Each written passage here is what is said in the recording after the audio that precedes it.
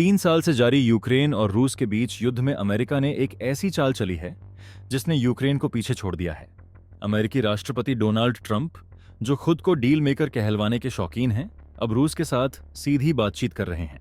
लेकिन हैरानी की बात यह है कि इस बातचीत में यूक्रेन को शामिल तक नहीं किया गया। यही नहीं, ट्रंप ने यूक्रेन के राष्ट्रपति जेलेंस्की को तानाशाह और कॉमेडियन तक कह डाला। क्या यह अमेरिका की वही पुरानी चाल है जिसमें वह अपने सहयोगियों को धोखा देकर अपने फायदे के लिए उन्हें बलि का बकरा बना देता है?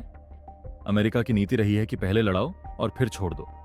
जब रूस ने यूक्रेन पर हमला किया, तब अमेरिका और पश्चिमी देशों ने यूक्रेन को हथियारों, धन और कूटनीतिक समर्थन का भरोसा दिलाया। यूक्रेन ने इसी भरोसे पर रूस से लोहा लिया। लेकिन अब अमेरिका ने अपना रुख बदल लिया है। ट्रंप ने रूस के साथ सीधी बातचीत शुरू कर दी है और यूक्रेन को इस प्रक्रिया से बाहर रखा गया है। इससे यह साफ दिख रहा है कि अमेरिका ने यूक्रेन को बलि का बकरा बना दिया है। ट्रंप का मकसद साफ है, यूक्रेन के दुर्लभ खनिजों यानी रेयर अर्थ मिनरल्स पर कब्जा जमाना और रूस के साथ एक ऐसी डील करना जिससे अमेरिका को $500 बिलियन का फायदा हो।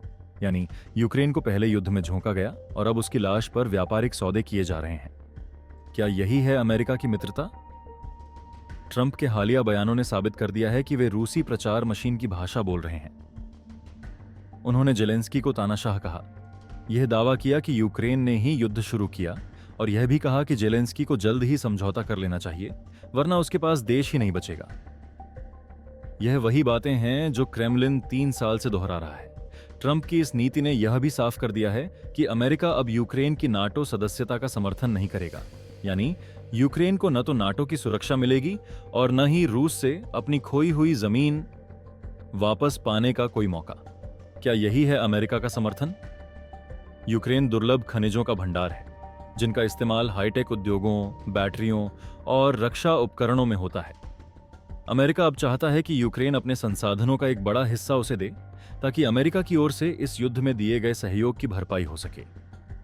जब जेलेंस्की ने यह कहकर इस डील को ठुकरा दिया कि मैं अपने देश को नहीं बेच सकता, तो अमेरिका की असली मंशा सामने आ गई। ट्रंप और उनके प्रशासन के उच्च अधिकारियों ने हाल ही में सऊदी अरब में रूसी अधिकारियों से गुप्त बातचीत की, जिसमें यूक्रेन को शामिल नहीं किया गया। यह बातचीत इस ओर इशारा करती है कि अमेरिका और रूस के बीच युद्ध खत्म करने की योजना पहले ही बन चुकी है और यूक्रेन को इससे बाहर रखा गया है। यह पहली बार नहीं है जब अमेरिका ने अपने सहयोगी देश को धोखा दिया है। अफगानिस्तान में भी अमेरिका ने ठीक यही किया था। पहले 2 दशकों तक वहां अपनी सेना तैनात रखी और फिर अचानक पीछे हटकर तालिबान को सत्ता सौंप दी। अब यही हाल यूक्रेन के साथ हो रहा है। अमेरिका पहले यूक्रेन को रूस से लड़ने के लिए उकसाता रहा, हथियार देता रहा, लेकिन अब जब रूस के साथ डील में आर्थिक फायदा दिखा तो उसने यूक्रेन को अकेला छोड़ दिया। अगर मौजूदा घटनाक्रम को देखें तो यह कहना गलत नहीं होगा कि रूस इस युद्ध में विजेता बनकर उभर रहा है। रूस ने हमला भी किया और अब शांति वार्ता भी उसके पक्ष में हो रही है। इससे जुड़ा कोई भी अपडेट आएगा तो वीडियो बनाते रहेंगे, इसलिए वर्ल्ड नाउ को सब्सक्राइब कीजिए।